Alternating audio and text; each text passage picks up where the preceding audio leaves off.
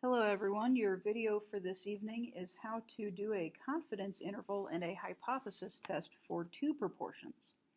This video is just going to be nuts and bolts. Find the pieces and parts and put them where they belong. A two-proportion confidence interval, of course, has to be a comparison of two observed samples.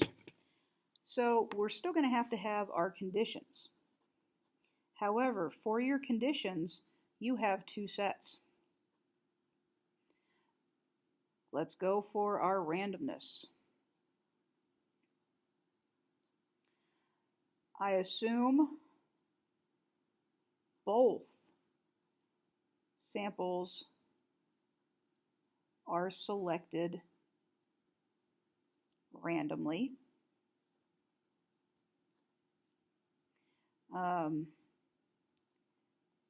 All respondents are independent. Here's where it gets fun. We're going to have an N1, P1 value. N1 is going to be our population of juniors up here. And our P is going to be the proportion of juniors. So we already know that N1, P1 equals 112. We know that 112 juniors went to prom. So to get N1, Q1, you'll notice that I don't even have to define what P1 is yet. And yes, you're correct, they should have hats on them because they're coming from a sample. I would simply do 280 minus 112. And you can do that while I'm doing it.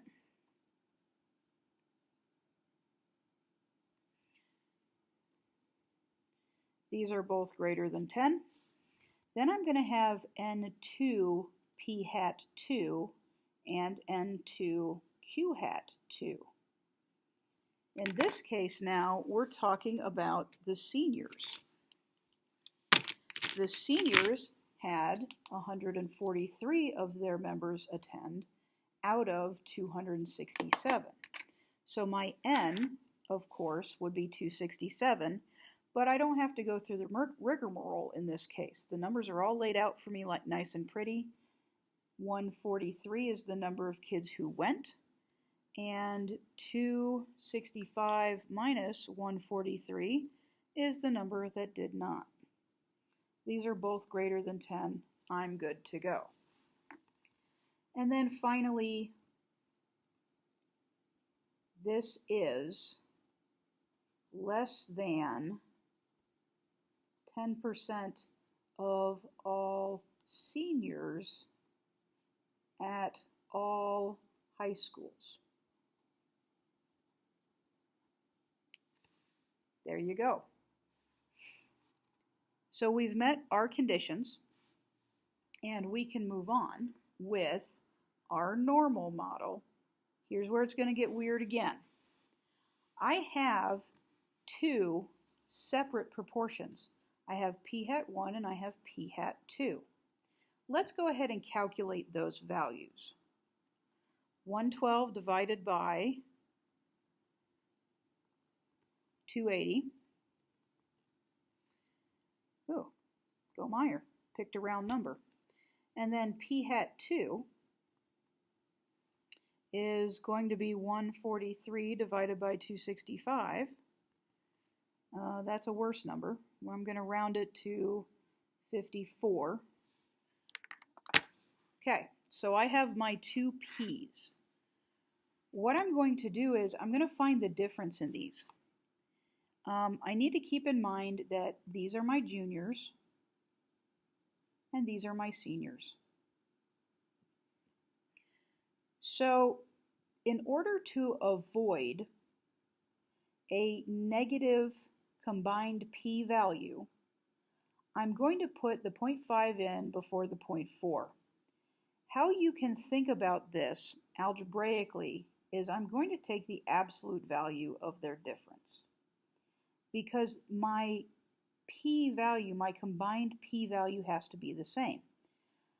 I'm looking at the difference in their proportion because that's what was in the prompt. If you don't remember that, go back to the beginning because I didn't read the problem this time. So 0.54 minus 0.4 is 0.14. Here's the other place it's going to be weird. Okay, so I drew a really big square root sign. That must mean there's going to be some really big math. I have to combine my two standard deviations together.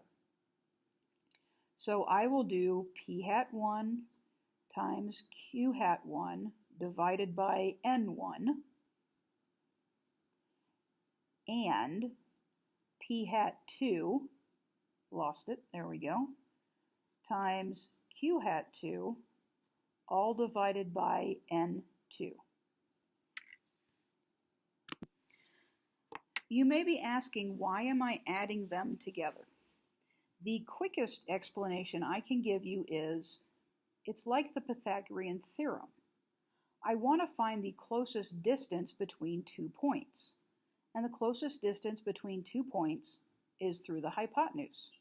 A squared plus b squared equals c squared, otherwise known as the square root of a squared plus b squared. That's just a fun little factoid. You don't have to keep that in your brain, but it does explain why we're adding. We're trying to find the shortest distance between our two standard deviations. So now we're going to find our confidence interval, and we remember that a confidence interval is constructed by finding the differences in the p's, what we previously referred to as just the p's, plus or minus my happy little z star, and the standard deviation of the differences in the p's. Please do not get hung up on what order the p's go in. We want to remember that as long as our outcome is positive, we are fine to proceed. We know that the difference between P1 and P2 is 0.14. Do you remember what the z star is for a 95% confidence interval? Good job. It is 1.96. And then we need our standard deviation. And as if by magic, the standard deviation is 0.0424. Now we're going to multiply the 1.96. When we distribute, we get 0.083, and you see that I've split into the plus and minus. And I wind up with interval values of 0.223 and 0.057. So my confidence interval, comparing my seniors' participation and my juniors' participation, is between 0.057 and 0.223. Here's the last tricky bit, interpreting this dang thing. I am 95% confident the true difference of participation by juniors and seniors is between 5.7% and 22.3%. Just like above, because we have two samples, we have to make sure that in our answer is that same delineation of what we're comparing and the statement of difference between the two values. The last wrinkle in doing the confidence interval is entering the data into your calculator. So I'm going to enter the data into my calculator as I wrote it, pulling it from the prompt. In the prompt, juniors were listed first, and then seniors were listed. When I talked to you about getting the difference of p value, I told you needed to take the absolute value of this outcome, because p always has to be positive. When I do this in the calculator, it's going to come out negative. Do not panic. We begin where we always begin, stat, test. We have a 2 proportion z-test. Here's what you're going to want to do. I said test, I meant interval. You're going to want to choose to sample z-interval. That's incorrect. That's what we're doing after our winter break. Instead, we want the 2 proportion z-interval. My first value is 112 juniors out of 280. My second is 143 seniors out of 265. My confidence level is 95%, and I calculate. Uh-oh, my numbers are negative. I can't have a negative probability of something happening.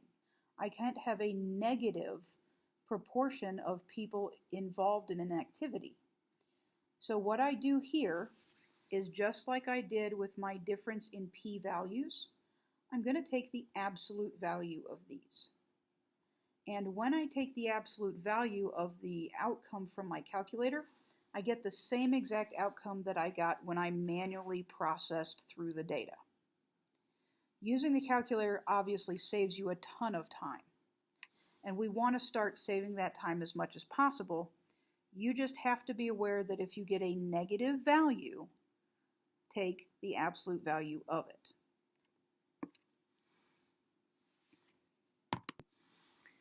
The last thing I would like to get notes to you on is the concept of pooling. When I'm sampling people, and we've talked about this before, we've talked about how it's like playing the crane game. And I have all these people in my sample, and I'm going to randomly select them. And that's how I'm going to create my group of people or my sample. We've also talked about being in the swimming pool. When we speak of pooling, we're talking about taking 2 different samples. Okay, so I've got 2 machines. I'm going to be pulling samples out of both machines, but putting all of the outcome into one big pool. Pooling literally means put everybody from your sample into one pool. Pooling only affects hypothesis tests. It does not affect confidence intervals at all. It is so ingrained in a hypothesis test that you don't even have to think about whether you're going to do it or not.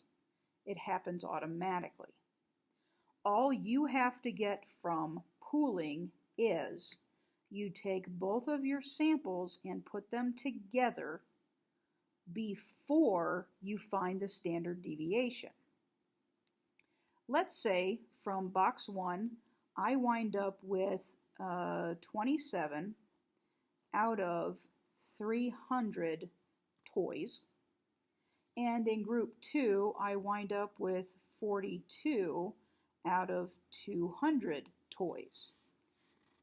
I'm going to pool my data together so I can test and see if the machines behave differently.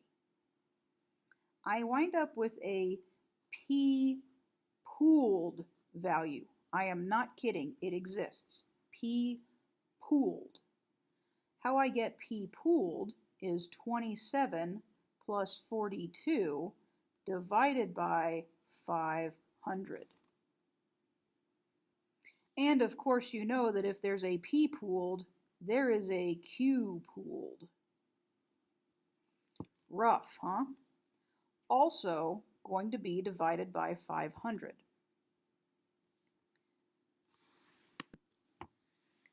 Where did I get 273 and 158 from? Well, if my sample from my first claw game here gave me 27 toys, and my sample from my second claw game gave me 42, that's how I got my successes. My failures then would be all the toys I didn't get. 273 and 158 respectively. The last little piece of the puzzle here then is the standard deviation of P pooled, which is just fantastic. Square root P pooled Q pooled divided by 300 plus P pooled Q pooled over 200. The question I always get is how come we still have to keep the ends separate? Why did we go through all the trouble of finding a P pooled and Q pooled proportion just to keep them separate again? The answer is it goes back to how we're finding a combined standard deviation, a squared plus b squared.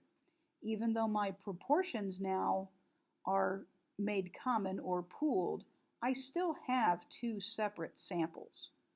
And we know that sample size affects our standard deviation quite a bit.